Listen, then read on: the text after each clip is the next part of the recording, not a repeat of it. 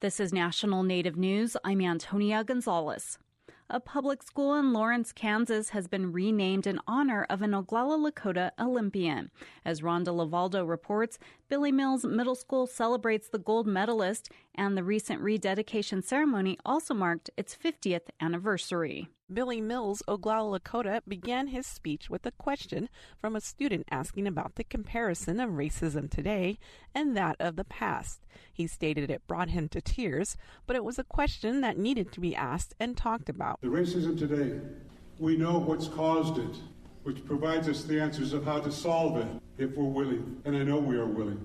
Our country is on the brink.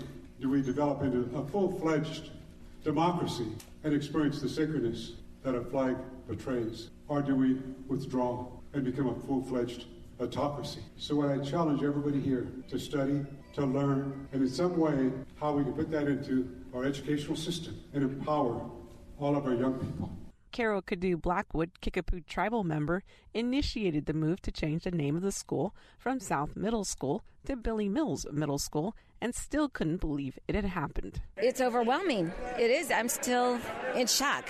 I can't believe it happened. I still have to stop myself and pinch myself because this is the first school in my research, first public school that I could find that's been a public school renamed after a Native American. Next on Cadu Blackwood's list is she wants to push for Native American history to be taught in Kansas.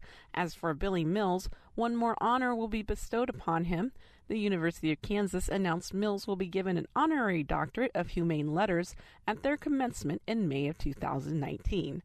This is Rhonda Lavaldo for National Native News.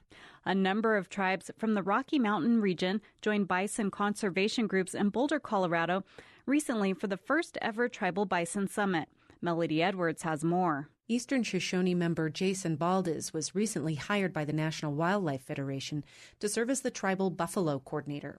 He says part of the event was a drumming ceremony celebrating National Bison Day.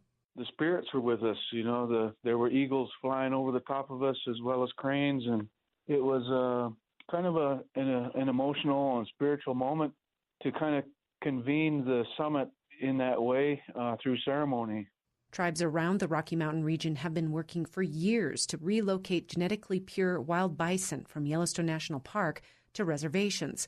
Baldes has been instrumental in building a herd for the Eastern Shoshone in Wyoming, which is now up to 23 animals. He says at the summit, leaders discussed the challenges of getting more wild bison into the care of tribes. We're still trying to break through this barrier of treating buffalo like cattle. And it's kind of an ingrained philosophy that buffalo are rarely considered wildlife, and so it's a paradigm shift. Baldes says the 23 bison on his reservation have encouraged the return of many plant, reptile, and bird species to the landscape, but he says it's also meant cultural healing. When it comes to tribal communities, it's not only about ecological restoration, it's about being proud and strong in who we are as buffalo people.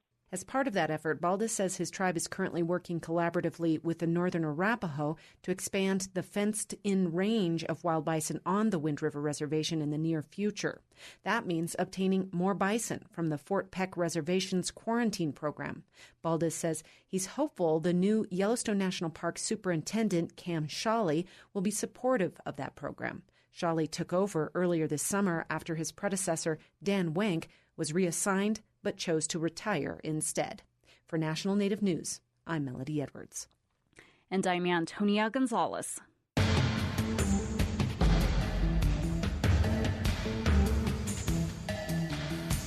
National Native News is produced at the Annenberg National Native Voice Studios by Kawanak Broadcast Corporation. Funding is by Odawi Law Group, provider of Indian law solutions, and by the Corporation for Public Broadcasting, with support from the Public Radio Satellite System.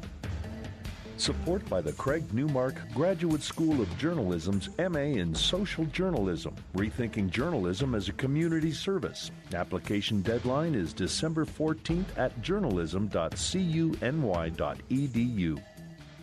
Support provided by BNSF Railway.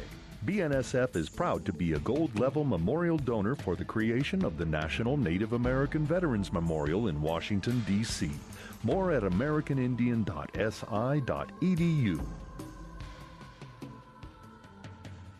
Native Voice One, the Native American Radio Network.